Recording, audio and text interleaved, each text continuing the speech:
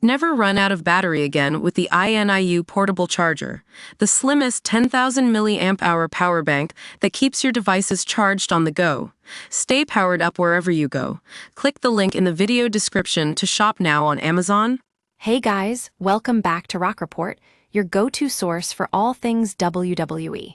Today we're talking about some major news that's got wrestling fans buzzing. WrestleMania has been canceled at the Caesars Superdome in New Orleans. Now I know what you're thinking, how could this happen? The Superdome was all set to host the biggest event of the year for WWE, and then suddenly it's gone. But before we dive into why that might be, let's take a look at how this whole thing started.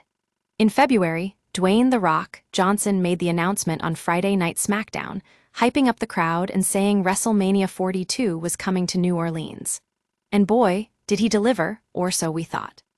The problem is, WWE has now canceled those plans and said they're working with local officials to reschedule for a future date.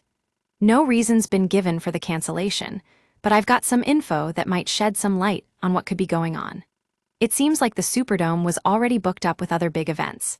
Taylor Swift's Eras Tour and the NFL Super Bowl both took place in the fall and January, respectively.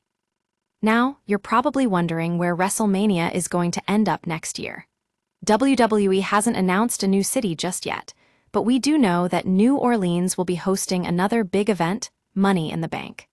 That's right, folks. If you were looking forward to watching some of your favorite wrestlers compete for those lucrative contracts, it looks like you'll have to settle for something else next year. The good news is that WWE and local officials are working together to make this happen. They're trying to find a new date for WrestleMania, but I've got to wonder, what's the holdup?